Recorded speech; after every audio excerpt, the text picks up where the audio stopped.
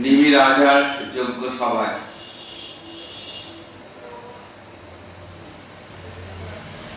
নজন যোগীন্দ্র উপস্থিত হয়েছে।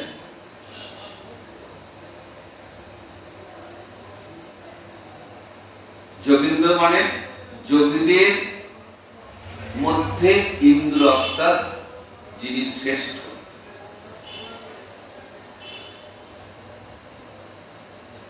এই নজন যোগীন্দ্রের মধ্যে শেষ যে যোগীন্দ্র তার নাম করভাজন যোগীন্দ্র।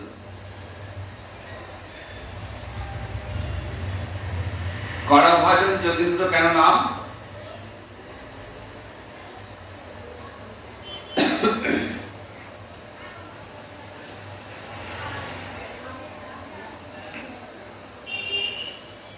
অর্থাৎ এই যোগীন্দ্ররা যখন মাধুকরীতে বেরোতেন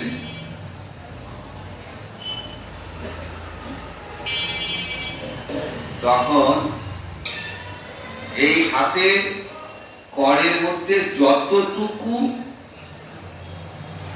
ভিক্ষান্ন ঢুকবে ততটুকু দেবে, এর বেশি গ্রহণ করবেন না।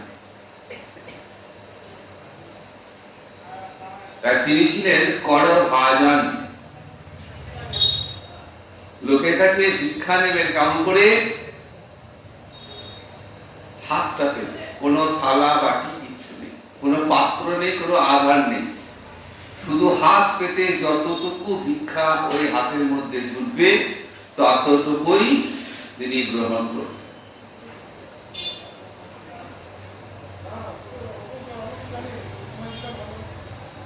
ভোজনে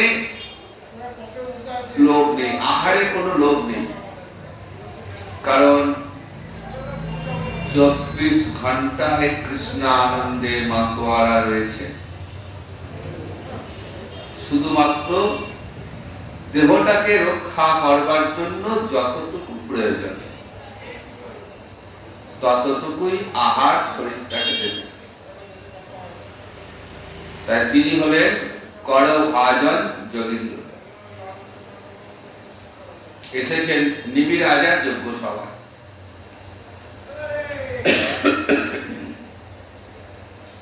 নিমি মহারাজ পরম কৃষ্ণ ভক্ত,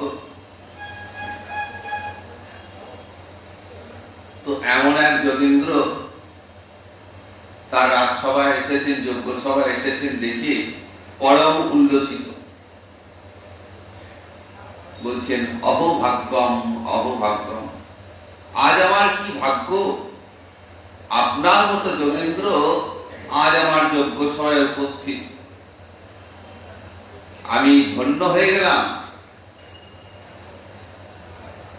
আপনার চরণ স্পর্শে আজ আমি ধন্য হয়ে গেলাম। এই নজন যোগীন্দ্রের সামনে নিমি মহারাজ একে একে প্রশ্ন করেছেন, আর যোগীন্দ্ররা সব প্রশ্নের উত্তর দিয়েছেন। শেষ যে যোগীন্দ্র করভাজন যোগীন্দ্র, সেই করভাজন যোগীন্দ্রকে বলছেন, হে যোগীন্দ্র, সামনে তো কলিযুগ আসন্ন,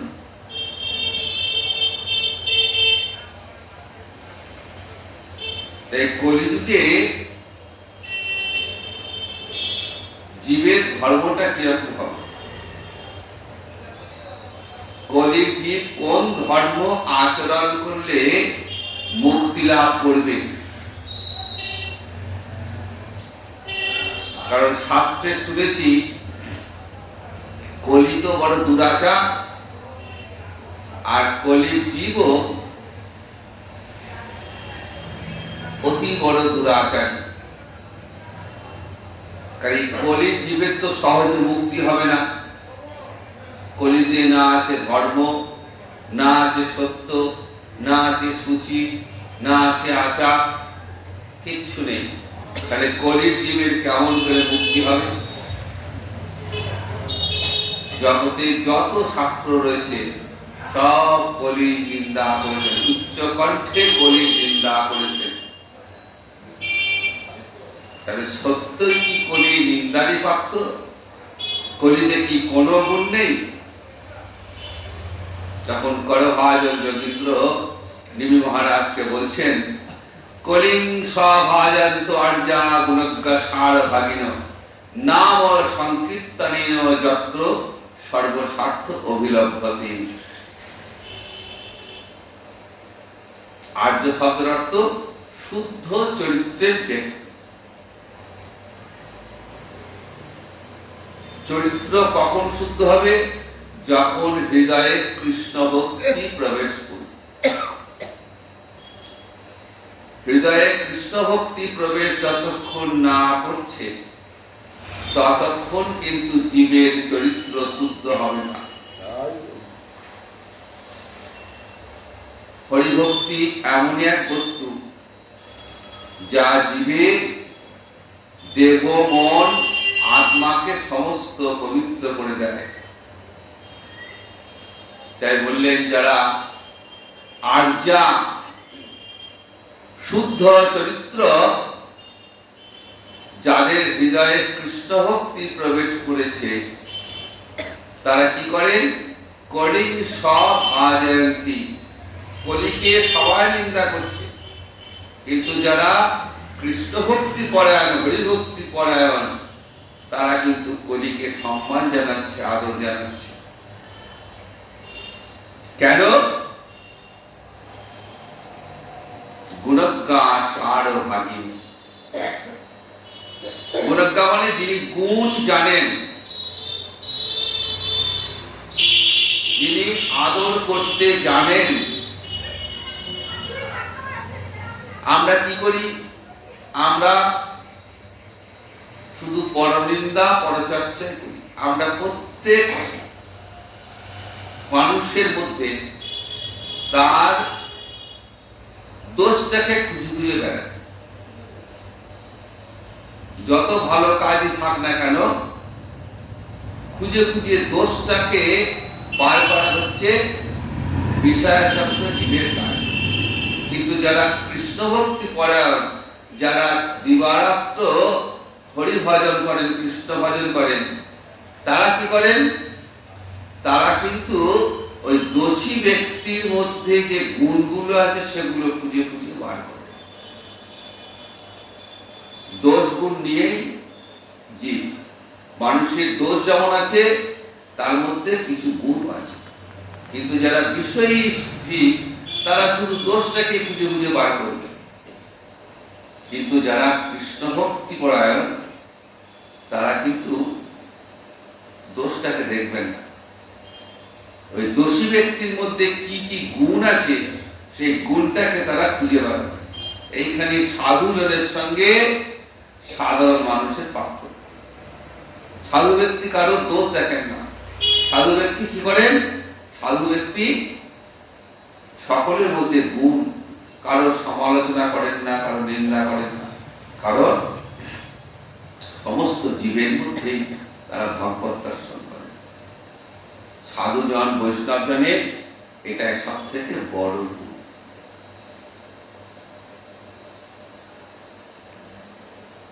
তাই কলি সমস্ত দোষ থাকলেও তারা কি করেন? সার ভাগিন, তারা অসারটা ফেলে দিয়ে সারটাকে গ্রহণ করে।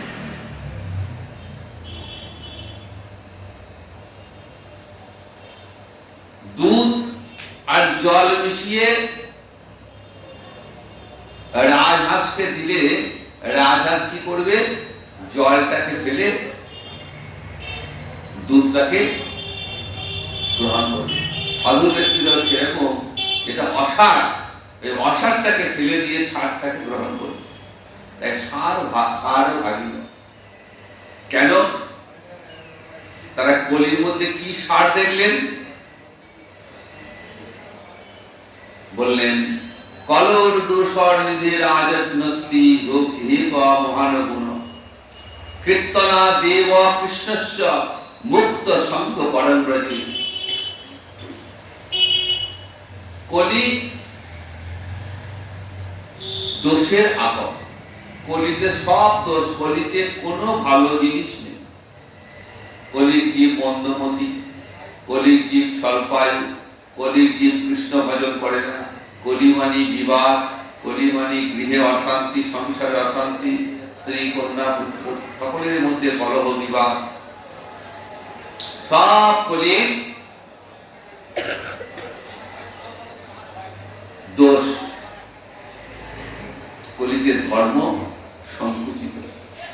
শাস্ত্রে বলা আছে যে কলিতে ধর্ম প্রসারিত হবে না, কোথাও ধর্মের প্রসার হবে না, কোন কোন জায়গায় প্রসারিত হবে, আর কোথাও বৈদিক আচার অনুষ্ঠান কোথাও থাকবে না। বৈদিক যে ধর্ম, সেই বৈদিক ধর্মের আচার অনুষ্ঠান কোথাও থাকবে না। ধর্ম কোথাও কোথাও থাকবে, তাও হবে জাঁকজমকপূর্ণ। ধর্ম সংকুচিত। সত্যঞ্চ দুরঙ্গত, সত্য দূরে চলে যাবে, সমাজে ন্যায় থাকবে না। সমাজে যারা মিথ্যাচারী দুরাচারী তারা প্রতিষ্ঠা লাভ করবে, প্রভাব বিস্তার করবে। যে মিথ্যা বলবে তার জয় হবে। তপস বিরহিত না, তপস্যা নেই। কলির জীবের জন্য তপস্যা নয়, কারণ তপস্যা করতে গেলে যে ধৈর্য দরকার, তপস্যা করতে গেলে যে মনের একাগ্রতা দরকার, সেই মনটাই তো কলির জীবের নেই। মনের একাগ্রতা কেমন করে লাভ হবে?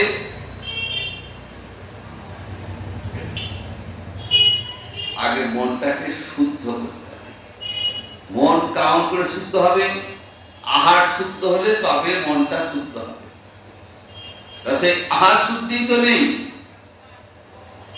আহার শুদ্ধি দ্বারা কি হয়? প্রাণের শুদ্ধি হয়। প্রাণের শুদ্ধি হলে মনের শুদ্ধি হবে, চিত্তের শুদ্ধি হবে। তো সেই আহার শুদ্ধিটা তো নেই। কলিকালে কোথাও আহার শুদ্ধি পাবেন না, কিন্তু আহারের সঙ্গে আত্মার বিশেষ সম্পর্ক। আহার শুদ্ধ হলে আত্মা পুষ্ট হবেন। আমাদের দর্শন শাস্ত্র বলছেন যে আহার আমরা গ্রহণ করি না, সেই আহারের একটা ভাগ মল মূত্রাদি রূপে বেরিয়ে যায়, আর একটা অংশ রক্ত এবং রস রূপে দেহকে পুষ্ট করে, আর একটা সূক্ষ্ম অংশ মন তৈরি করে। তাহলে দেখুন, যে আহার আমরা গ্রহণ করেছি সেই আহারের যেটা বজ্র অংশ সেটা বেরিয়ে গেল, একটা অংশ রক্ত রস শরীরে তৈরি করছে, আর একটা সূক্ষ্ম অংশ সেটা থেকে মন তৈরি হয়। তাহলে সাত্বিক আহার করলে তবে সাত্বিক মন তৈরি হবে। গীতায় দেখবেন আহার শুদ্ধির কথা, 3 প্রকার আহারের কথা বলা আছে। সাত্বিক আহার, রাজসিক আহার এবং তামসিক আহার। সাত্বিক আহারে মনটা শুদ্ধ হবে, মনটা স্থির হবে। আর তামসিক আহার রাজসিক আহার করলে কি হবে? মনটা চঞ্চল হয়ে যাবে। আর চঞ্চল মন নিয়ে তপস্যা হবে। সাধু সিদ্ধাতি দুর্জন প্রভাব। যারা সাধু ব্যক্তি, যারা সৎ, তারা কলিতে কষ্ট পাবে। দুর্বৃত্ত দুরাচারী যারা সমাজে প্রভাবশালী হবেন, দাপট দেখাবেন, এটা হলো কলির ধর্ম। কলিতে এরকম বহু লক্ষণ রয়েছে, কিন্তু এই যে এত দোষ, এত দোষের মাঝেও একটা গুণ আছে। একটা মানুষ তার যত দোষই হোক, যত খারাপই হোক, তার কোথাও না কোথাও একটা কিন্তু গুণ তার থেকেই থাকে। কিন্তু দোষের ভাগটা এত বেশি, যার জন্য তার গুণটাকে খুঁজে পাওয়া যায় না। কলিতেও সেরকম। কলির এত এত দোষ যে কলির যে কোনো গুণ আছে সেটা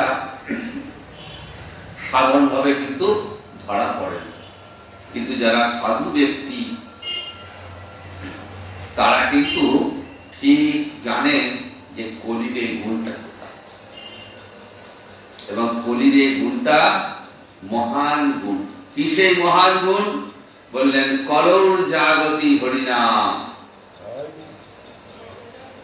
কলিযুগে একমাত্র হরিনাম জেগে রয়েছে। কলিকালের সমস্ত দেব দেবী নির্মিতা, একমাত্র জেগে রয়েছেন হরিনাম।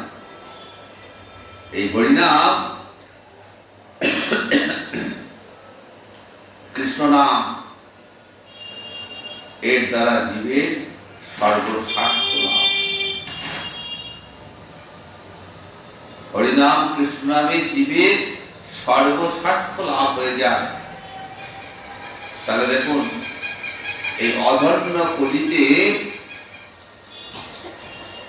জন্মগ্রহণ করেও কিন্তু আমরা সকলেই ধন্য। এই কারণে যে কলিযুগে যদি একবার জীবের জিহ্বায় হরিনাম মহামন্ত্র উচ্চারিত হয় তাহলে সমস্ত পাপ নষ্ট হয়ে যায়। হরিনামের এমন ক্ষমতা, হরিনাম জিহ্বার উচ্চারিত হওয়া মাত্রই সমস্ত পাপ নষ্ট করে দেয়। হরে কৃষ্ণ কৃষ্ণ কৃষ্ণ হরে হরে, হরে রাম রাম রাম হরে হরে। এই যে হরিনাম, এই হরিনামে কি হয়? বললেন হরিনামে ধর্ম, অর্থ, কাম, মোক্ষ, জীবের 4 প্রকার অভিষ্ট রয়েছে। ধর্ম, অর্থ, কাম, মোক্ষ, এই 4টি জিনিসই হরিনামের আনন্দ। এগুলো ছাড়াও রয়েছে পঞ্চম পুরুষার্থ। সেটা কি না? রাধা মাধব চরণের প্রেম সেবা। এটা কিন্তু হরিনামে। আমাদের বর্ষনা ধামে বিনোদ বাবাজি মহারাজ নবদ্বীপে এসেছেন, তো সেখানে তিনি প্রবচন দিচ্ছেন, খুব সুন্দর কথা বলছিলেন। বলছেন দীক্ষা, দীক্ষাতে কি হয়? দীক্ষা হলো স্বরূপ প্রকাশ, কৃষ্ণের স্বরূপ প্রকাশ। আর হরিনামে কি হয়? বললেন প্রেম প্রকাশ। গৌরহরি যে প্রেম নিয়ে এসছেন কলিহত জীবের জন্য, সেই প্রেমটা কিন্তু হরিনামের মধ্য দিয়ে লাভ হবে। যতবার জিহ্বায় হরিনাম উচ্চারিত হবে তত তত বেশি কৃষ্ণ প্রেম আস্বাদন। সুতরাং হরিনামের কাছে যা প্রার্থনা করবেন, যে যা চাইবে, দেহের মুক্তি থেকে শুরু করে ঐশ্বর্য লাভ, স্বর্গ সুখ, সেটাও হরিনামের এমন ক্ষমতা। শাস্ত্রে হরিনামকে বলা হয়েছে চিন্তামণি। চিন্তামণি মানে, চিন্তামণি এমন এক মণি যে মণির কাছে যাচক যা প্রার্থনা করবে তা। হরিনাম সেরকম চিন্তামণি, যা চাইবেন তাই দেবেন। কিন্তু মনে হতে পারে কই আমি তো দিবারাত্র হরিনাম করি, আমার তো মনের অনেক কামনা বাসনা কি কিন্তু লাভ হয়। আমাদের যে ডাকা, সেই ডাকাতে কিন্তু লাভ হবে। কারণ আমরা ডাকি ঠিক কথা, কিন্তু আমাদের ডাকায় সেই ডাকটা অন্তর অবধি গিয়ে পৌঁছায় না। চোখ বুঝে হরিনাম করছি, হরিনাম করতে করতে কিন্তু মনটা কিন্তু রয়ে গেছে সংসারে।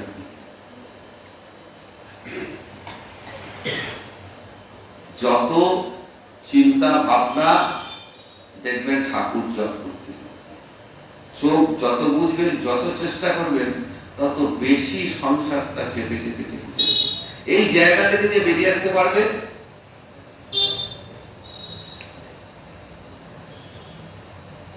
তিনি হরিনামে সাড়া পাবেন। এইরকম ভজনটা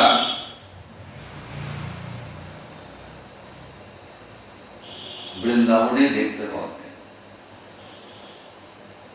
রাধাকুণ্ডে বলুন, বর্ষানা ধামে বলুন, আমি দেখে এসেছি যে ভজন কেমন করে করতে হয়। এরকম সাধু মহাত্মা কিভাবে থাকেন, তাদের থাকাটা দেখলে আমরা আমাদের সিউরিটি পাওয়ার কি করে একটা মানুষ থাকতে পারে এখানে। কিন্তু তারা যে সেখানে কি আনন্দে রয়েছে, সেই আনন্দ অনুভব করার ক্ষমতা কিন্তু আমাদের। তারা চিন্ময় আনন্দ অনুভব করছে। হরিনামের যে প্রকৃত গুণ, সেই প্রকৃত গুণ তারা কিন্তু আস্বাদন করছেন। তাদের কাছে অলভ্য কিছুই নেই, তাদের কিন্তু কিছুই নেই, কিন্তু তাদের কাছে যা আছে সেটা আমাদের কাছে নেই। অর্থের অভাব নেই, ওনাদের অর্থের কোনো অভাব নেই, প্রচুর অর্থ, কিন্তু সেই অর্থ ওনারা কিন্তু নিজেদের সেবায় লাগাবেন, ভক্ত সেবায় সর্বদাই ওনারা ব্যয় করে থাকেন। তো ওনারা প্রকৃত সাধু মহাত্মা গুণীজন। এমন অনেক সাধু মহাত্মা আছেন, ওনারা গুহার ভেতর থেকে বেরিয়ে আসেন। কখন বেরোন? যখন মানুষ ঘুমিয়ে থাকে সেই সময় ওনারা বেরিয়ে পড়ে। সাধন ভজনটা ওনাদের কাছে সর্বশ্রেষ্ঠ। ছয় গোস্বামীর ভজনে আমরা দেখেছি এরকম ভজন এরকমই হওয়া উচিত। 24 ঘন্টা কৃষ্ণ ভজনে রত। 7:30 প্রহর যায় ভজন কীর্তন। ছয় গোস্বামী মানে 23.5 ঘন্টা, আধা ঘন্টা ভোজন এবং শয়নে। শরীরটাকে রাখার জন্য আহার দিতে হবে, যেমন করা মহাজন যোগীন্দ্র শরীর রাখবার জন্য যেটুকু আহার প্রয়োজন সেটুকু তিনি গ্রহণ করতেন। ছয় গোস্বামী সেরকম। আবার কখনো কখনো সেটা গ্রহণ করতেন, সেটাও হতো না। ভজন করতে করতে ভজন করতে করতে সময় পেরিয়ে গেছে, আর আহার গ্রহণ করা হয় না। এইরকম ভজন যার অন্তরে আসবে, তিনি ধর্ম, অর্থ, কাম, মোক্ষ সব পেরিয়ে ওই পঞ্চম পুরুষার্থ কৃষ্ণ চরণ লাভের জন্য দিবারাত্র কৃষ্ণ নাম করবে। তাই নামে কি হয়? নামে সর্বসিদ্ধি লাভ হয়। তাই শ্রীজি গোস্বামী পাদ বললেন, নাম হলো সর্বাভীষ্টপ্রদ, সমস্ত অভীষ্ট বস্তু দান করতে পারে। তাহলে নাম যা কৃষ্ণ তৎ, নাম যা কৃষ্ণ তাই। নাম হচ্ছে বাচক আর কৃষ্ণ হচ্ছে বাচ্য। তাই নাম এবং কৃষ্ণে কোনো পার্থক্য নেই। সনাতন গোস্বামী পাদ এই হরিনামে প্রসঙ্গে বললেন, জয়তি জয়তি নামানন্দ রূপং মুরারি। মুরারি মানে কৃষ্ণের আর এক নাম মুরারি। মূর নামক অসুরকে বধ করেছিলেন, তাই তার আর এক নাম মুরারি। তো সেই মুরারি অর্থাৎ শ্রীকৃষ্ণের নামানন্দ রূপ যে আনন্দ, তার জয় হোক। দুবার জয় দিলেন, জয়তী জয়তী। কেন দুবার জয় দিলেন? বললেন যে পূর্বপক্ষ কৃষ্ণ আর কৃষ্ণ নাম দুটোই সমান, যা কৃষ্ণ তাই নাম। কৃষ্ণ এবং কৃষ্ণ নামে কোনো ভেদ নেই, বাচ্য আর বাচ্চের কোনো ভেদ নেই, তাই একটা জয়তী পাও। তাহলে আর একটা কেন দিয়েছ? বললেন কৃষ্ণের চেয়ে কৃষ্ণ নামটা আরো বড়, কৃষ্ণের থেকেও কৃষ্ণ নাম আর একটা বড়, তাই আর একটা জয়তী। মা যশোদা গোপালের জন্য ক্ষীরদানি প্রস্তুত করছেন। গোপাল পালঙ্কে শুয়ে আছে আর মা গোপালের মুখটা দেখছেন, গোপালের কথা ভাবছেন। ভাবতে ভাবতে গোপালের গুণকীর্তন করছে। গোপালের থেকেও গোপালের নামটা আরো বড়, কৃষ্ণ থেকে কৃষ্ণ নাম হচ্ছে আরো বড়, তাই আর একটা জয়তী। তাহলে কৃষ্ণর থেকেও কৃষ্ণ নাম যে আরো বড়, সেই বিষয়ের একটা কাহিনী কাশিদাসী মহাভারতে আমরা পেয়ে থাকি। কাশিদাসী মহাভারতে কৃষ্ণ থেকে কৃষ্ণ নাম যে আরো বড়, সেই বিষয় সুন্দর কাহিনী রয়েছে। দ্বারকাতে যখন ভগবান শ্রীকৃষ্ণের লীলা চলছে,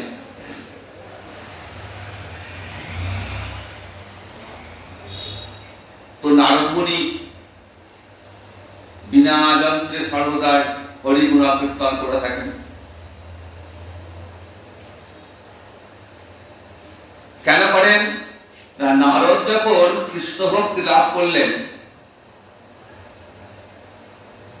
নারদের কৃষ্ণ ভক্তি লাভটাও সেও সুন্দর এক কাহিনী। নারদ ব্যাসদেবকে বলছেন যে ব্যাসদেব, যে ব্রহ্মর্ষি, আমি পূর্বকল্পে এক দাসী পুত্র ছিলাম, আমার মা ছিলেন একজন দাসী। তো আমার পিতা মাকে ত্যাগ করে চলে যান, আমার মা দাসী বৃত্তি করে জীবিকা নির্বাহ করতেন, এবং ব্রাহ্মণের ঘরে তিনি থাকতেন। আমিও মায়ের সঙ্গে সঙ্গে থাকতাম। একবার চাতুর্মাস্য ব্রত শুরু হয়। সেই চাতুর্মাস্য ব্রত শুরু হলে পাহাড় পর্বত থেকে যে সমস্ত ঋষি মুনিরা থাকতেন, চাতুর্মাস্য ব্রতের সময় তারা লোকালয়ে আসতেন এবং মাধুকরী করতেন। মাধুকরী করে ভোগ রন্ধন করে গোবিন্দকে নিবেদন করে সেই ভোগ মিষ্টান্ন গ্রহণ করতেন, আর অবশিষ্ট সময় হরিকথায় অতিবাহিত করতেন। তো আমি সেই ব্রাহ্মণের ঘরে থাকার সময় ওই সন্ন্যাসীদের, মুনি ঋষিদের উচ্ছিষ্ট গ্রহণ করতাম। ওনারা প্রসাদ পাওয়ার পর যেটা করে থাকতো সেটা গ্রহণ করতাম।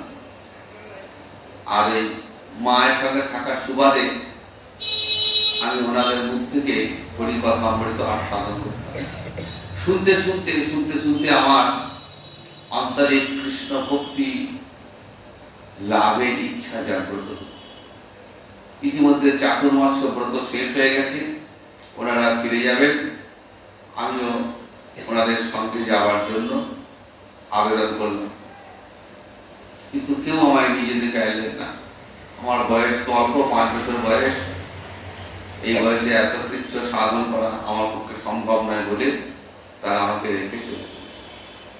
তাদের মধ্যে একজন মহাত্মা ছিলেন, তিনি আমাকে বললেন যে তুমি কৃষ্ণ নাম।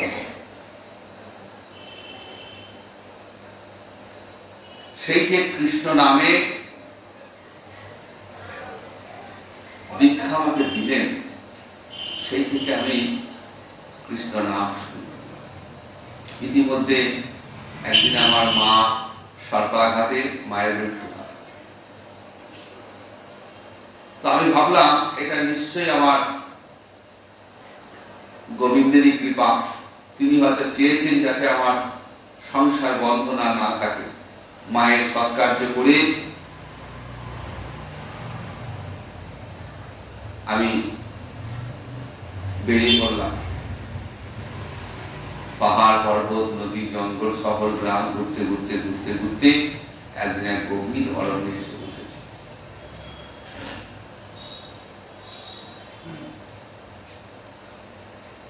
আমি সর্বত্র খুঁজে বেড়াচ্ছি, কোথায় কৃষ্ণ পেলে, কোথায় পাবো কৃষ্ণ পাবো, কোথায় গেলে কৃষ্ণ পাবো।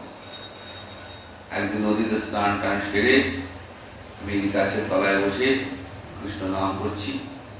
এমন সময় দেখছি অন্তর মাঝে সেই ভগবান এসে আমাকে দর্শন দিলেন।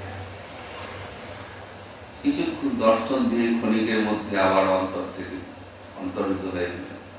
আমি আকুল হয়ে কাঁদতে লাগলাম। এমন সময় দেবের বাড়ি হলো যে, নারদ, তুমি চিন্তা করো না, এই জন্মে তুমি আমার আর সাক্ষাৎ পাবে না।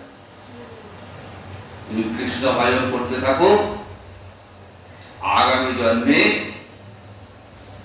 তুমি আমার দর্শন লাভ করবে। এইভাবে ওই জীবনটা কৃষ্ণ নামে অতিবাহিত করলেন। তারপরে এই প্রকৃতি দত্ত দেহটা প্রকৃতির নিয়মে চলে গেল। নারদ পরবর্তী জন্মে প্রথম থেকেই কৃষ্ণ ভজন শুরু করেছেন এবং তিনি শ্রীকৃষ্ণের কৃপা লাভ করে স্বর্গ, মর্ত, পাতাল ত্রিভুবন ঘুরে ঘুরতে ঘুরতে তিনি একদিন এসেছেন বৈকুণ্ঠে। বৈকুণ্ঠ বিহারী নারায়ণের সাক্ষাৎ লাভ করবেন, দর্শন করবেন। এসে দেখছেন বৈকুণ্ঠের সিংহাসনটি খালি, প্রভু নেই, ফিরে গেছেন। এইভাবে যতবারই আসেন ততবারই দেখেন যে বৈকুণ্ঠের নারায়ণ কিন্তু কখনো থাকেন। একদিন দর্শন পেয়েছেন, বলছেন, প্রভু তুমি তো বৈকুণ্ঠে থাকো, তোমার দর্শন পাওয়ার জন্য আমি যাই, যখনই যাই দেখি আসনটা খালি। প্রভু তুমি কোথায় থাকো? নারায়ণ বলছেন যে, দেখো নারদ, না হংতিষ্ঠন্তি বৈকুণ্ঠে যোগিনাং হৃদয় নচ মদ ভক্তা যত্র জ্ঞানতি তত্র তিষ্ঠন। দেখো, আমি বৈকুণ্ঠে থাকি না, আমি কোন মুনি ঋষি যোগীর হৃদয়ে থাকি না। মদ ভক্তা যত্র জ্ঞানতি, আমার ভক্ত যেখানে আমার গুণকীর্তন করেন আমি সেখানে অধিষ্ঠান করি। তাহলে নামের কেমন মাহাত্ম্য দেখেন। ভগবান কি বলছেন? আমি বৈকুণ্ঠে থাকি না, আমি কোন মুনি ঋষি যোগীর হৃদয়ে থাকি না। তাহলে কোথায় থাকি? আমার ভক্ত যেখানে আমার গুণকীর্তন করে সেখানে আমি বাস করি।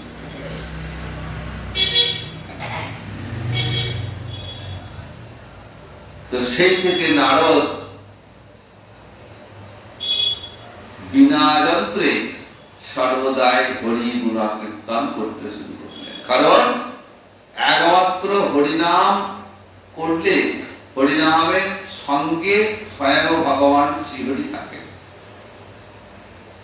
সেই যে নারদ উপদেশ লাভ করলেন, তারপর থেকে তিনি কখনো জিহ্বায় হরিনাম বিমুখ হন। তো সেই নারদ যখন প্রভুর দ্বারকালীলা চলছে, প্রভু দর্শন করতে এসছেন।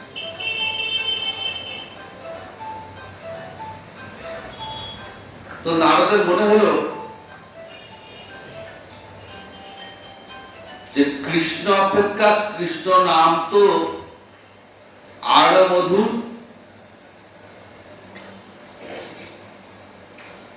আরো ফলদায়ক,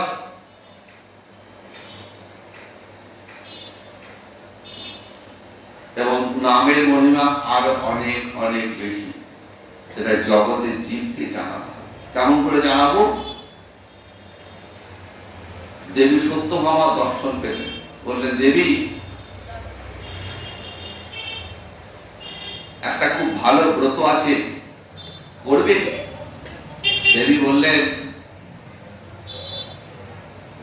যে দেবর্ষি, তাহলে এই ব্রতটা করলে কি ফল হবে?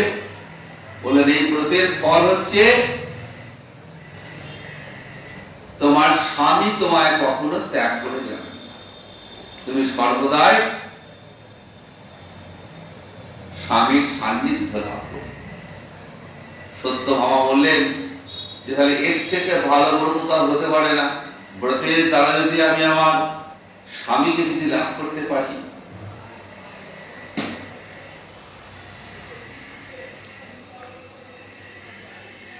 আমার স্বামীকে কাছে পাওয়ার জন্য, আমার প্রভুকে কাছে পাওয়ার জন্য আমি যা বলুন তাই করব। তখন নারদ বলছেন তাহলে ব্রত করলে তো ব্রতের দক্ষিণা দিতে হবে, তাহলে দেব দক্ষিণা। এই ব্রতের দক্ষিণা কি বললেন? ব্রতের দক্ষিণা হলো স্বামী দান। দেবী সত্যভামা বললেন বেশ তাই হবে। নারদ আবার বলছেন যে দেবী চিন্তা ভাবনা করে বলো, কিন্তু স্বামী তো তুমি দান করবে বলছো, স্বামী তো তোমার একার নয়,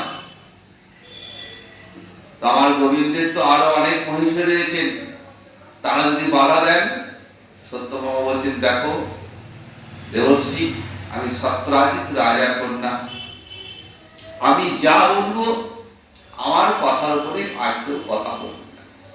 তাই আমি যখন মনস্থির করেছি স্বামীদান করবো, তখন স্বামীদান করবো। বললেন বেশ তাই হবে, তবুও তোমার কথা আমার বিশ্বাস হয় না। তুমি কৃষ্ণকে এই যজ্ঞস্থলের সামনে নিয়ে এসে হাজির করো। কৃষ্ণ এসেছেন, কৃষ্ণকে পারিজাত বৃক্ষের সঙ্গে বন্ধন করে রেখেছেন। যজ্ঞ শেষ হলে নারদ মুনি কৃষ্ণকে স্বামী দান স্বরূপ নিয়ে যাবে।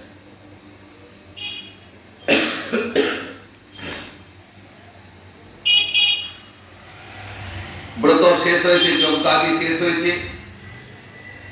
নারদেবা বললেন তাহলে এবার আমার দান দক্ষিণা দাও। সত্যভামা এতক্ষণ যজ্ঞ ব্রতাদি নিয়ে ব্যস্ত ছিলেন। যেই স্বামী দানের সময় এসছে, তখন তার হঠাৎ স্মরণে এলো, এই আমি কি প্রতিজ্ঞা করলাম, স্বামীকে কাছে পাওয়ার জন্যই তো আমার এই ব্রত।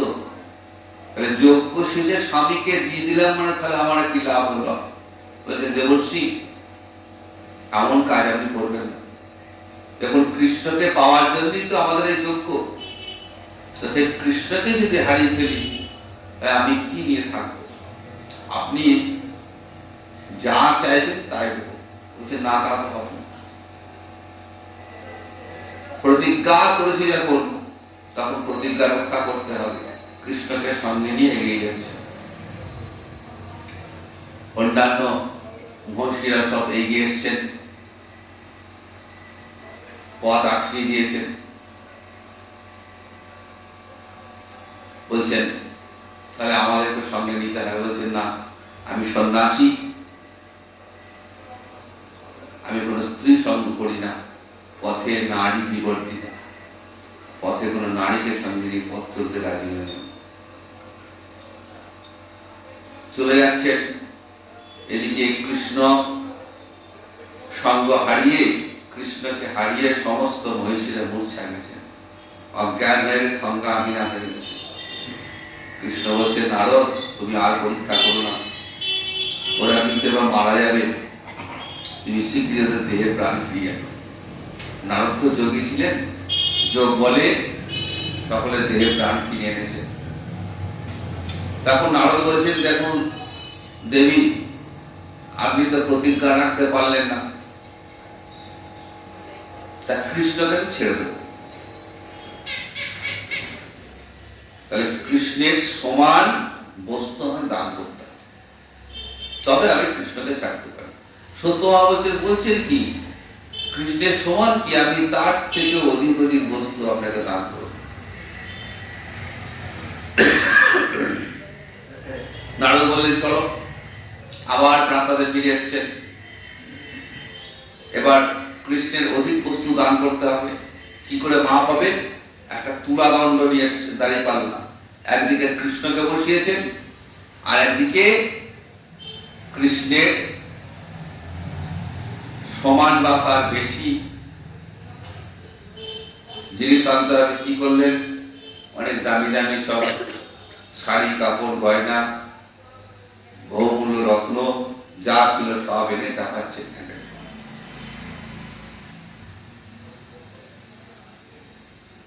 কিন্তু দাঁড়িপাল্লা কৃষ্ণের দিকে যে পাল্লা সেটা এতটুকু উঠল না, যেমনকার তেমনি রয়ে গেল।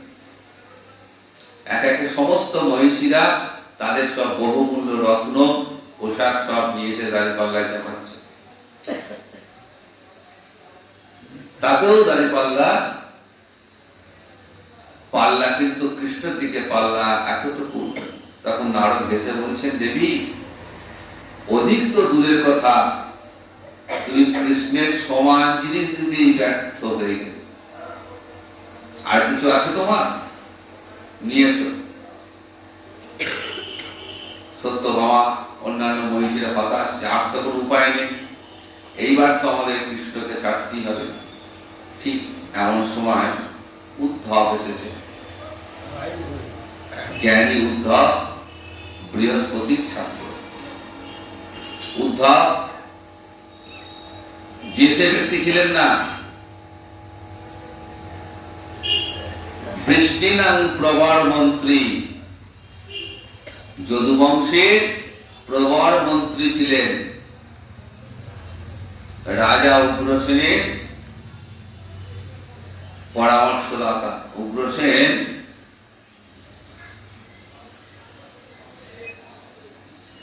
উদ্ধবের পরামর্শ ছাড়া এক পাও চলতেন না।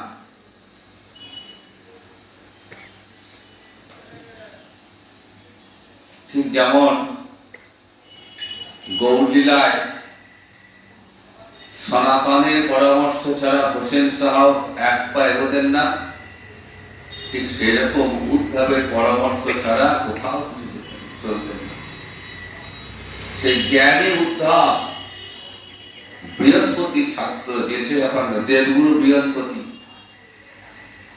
সেই উদ্ধব এসেছেন দ্বারকাতে। তিনি এসে এই সমস্ত বিষয় দেখে জানতে চাইলেন কি ব্যাপার। সমস্ত শোনার পর তিনি মনে মনে চিন্তা করেন, শাস্ত্রে তো পড়েছি কৃষ্ণ থেকেও কৃষ্ণ নাম আরো বড়, আজকে এটা প্রমাণ করার দারুণ সুযোগ আমার সামনে। নারদকে বললেন, দেবশ্রী থামুন, আমি একবার দেখি কৃষ্ণের সমান বস্তু আমরা দান করতে পারি কিনা। সত্যভামাকে বললেন, দেবী তোমার যে সমস্ত পোশাক আশাক রত্ন সব সরিয়ে নাও, দিয়ে একটু তুলসী পত্র, একটু গঙ্গা জল আর একটু লেখনী মানে কলম নিয়ে এসো ঘর থেকে। দেবী সত্যভামা তার দেবার কিছুই নেই, হতাশ। তো যার উদ্ধবের কথা মতো তিনি তুলসী পত্র, লেখনী, গঙ্গা জল তিনি নিয়ে এসছেন। উদ্ধব তুলসী পত্রে কৃষ্ণ নামটা লিখলেন লেখনী দিয়ে। যেদিকে কৃষ্ণ বসে আছেন তার উল্টো দিকের পাল্লাতে ওই তুলসী পত্র কৃষ্ণ নাম লিখে তিনি চাপিয়ে দিয়েছেন। যেই চাপিয়েছেন সঙ্গে সঙ্গে কৃষ্ণ দিকের পাল্লাটি উপরে উঠে পড়েছে।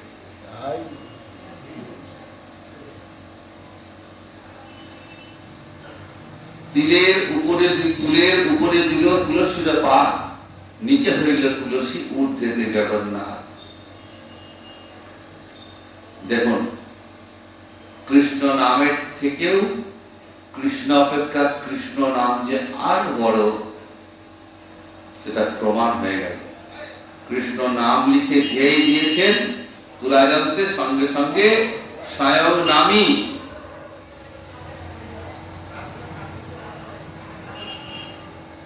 নামের দিকে যে পাল্লা, সে পাল্লা উঠে পড়েছে। নারদ মুনি ভো ভো ভো করে হেসে উঠে পড়েছে। কেন? তিনি তো এটাই চেয়েছিলেন, আমি জগৎজীবকে এটাই দেখাবো, দেখো কৃষ্ণ অপেক্ষা কৃষ্ণ নাম আরো বড়।